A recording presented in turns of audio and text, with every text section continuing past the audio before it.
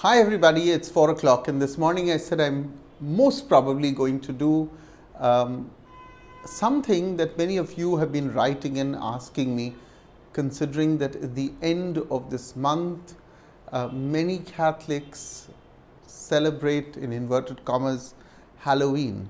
So instead of doing why should Catholics, I'm going to do today how should Catholics approach Halloween. And then next Sunday I'll carry on with a Marian theme, since I've been doing Marian themes every Sunday at 4 p.m. So this month, as I said, I've been talking about our Blessed Mother. But this evening I want to talk to you about a different topic, namely Halloween, which is commonly celebrated on the 31st of October every year. Now, often Catholics will say, oh, all of those ghosts, those witches and skulls and costumes based on these things are evil, and we should stay away from all of this. And then on the other hand, you have the reality that other Catholics will say, I have faith in God, so I'm not scared to celebrate anything. Now, let me offer you a middle ground by telling you a little of the history of Halloween. Now, as Catholics, we celebrate All Saints' Day on the 1st of November, and then we celebrate All Souls' Day on the 2nd of November. If you're Catholic, I'm assuming you know this and are planning to go for the Mass on both these days. All Saints' Day used to also be called All Hallows' Day, because both words are ultimately the same. Like we say in the Our Father, either may your name be held holy, or we say hallowed be thy name. The meaning is the same. Now, another thing to keep in mind is that in the Church we have the concept of Eves and Vigil Masses, like how we go on Saturday evening for Sunday Mass. Just like this, people can also go for Mass on the evening before All Saints' Day, that is on 31st October, and it used to be called All Hallows' Eve. That's where the idea and celebration of Halloween came from. It was our own celebration, not something started by some Freemasons to encourage demonic activity or something of that sort. So with this understanding, I don't think the celebration of the day in itself is wrong. I want to say that again. With this understanding, I don't think that the celebration of this day itself is wrong. Now, that being said, let's talk about the practicalities of how it has emerged over the years. Now, although the origin of this festival has some Christian roots, today's reality in the West and now also in India is that it has become an excuse for, pardon me for saying it, but for all kinds of nonsense. I'm not ruling out sexual promiscuity. I'm saying yes, wild parties sometimes, drinking and drugs, even improper clothing, and this is my biggest problem, and even occult practices. Now, all of these are obviously wrong. And let me say this, I'm not saying that every party is promiscuous and every party ends up in debauchery and drinking. I'm not implying this at all, but I am implying that there is sometimes a tendency to head in that direction, and that is a fact.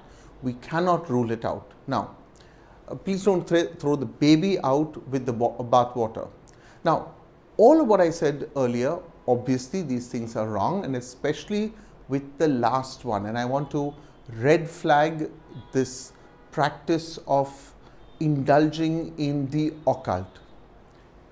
I want to assure you the devil is real, and I don't think I have to explain why you shouldn't play around with him. In India, Halloween is not really a public affair, but I began to see that many young people do dress up in their costumes and they go for parties, and if it's extremely innocent, I don't see the problem.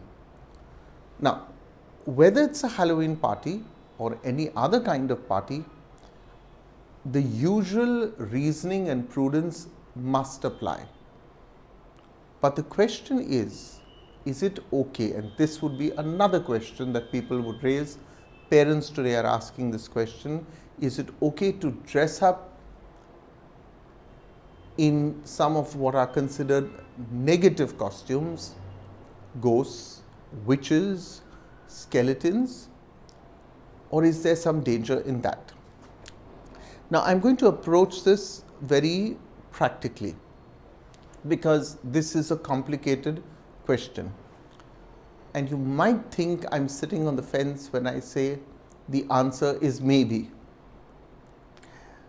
Some people might dress up like that for the sheer thrill of it, or to scare others, or some other purpose. And that might not be the best intention, but they would do it. But dressing like that can also serve as a reminder of our mortality. It depends how you look at it.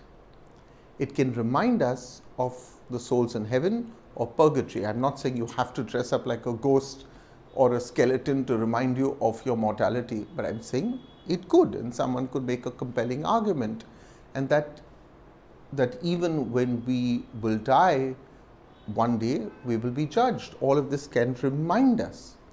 But remember that what matters is not just the intention, but is also the context.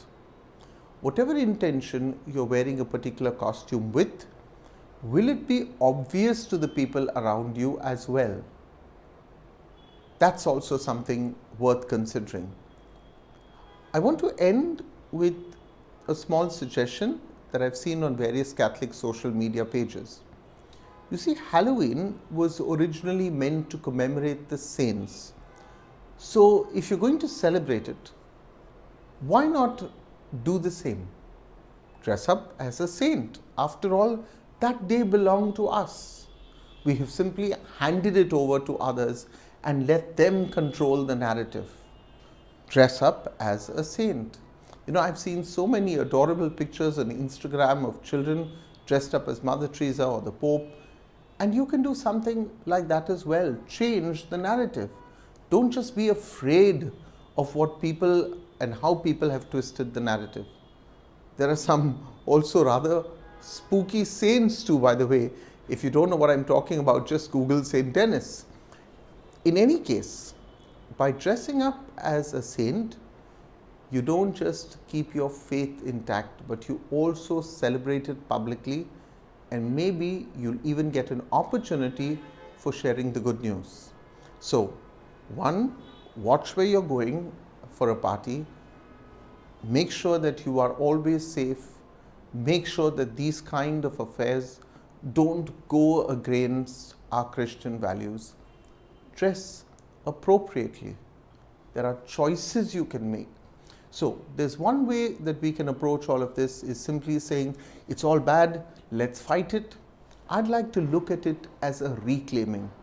Let's reclaim All Hallows Eve for what it was meant to be. All Hallows Eve.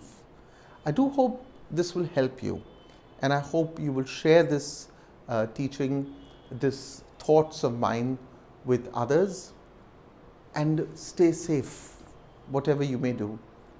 Stay Christian. God bless you.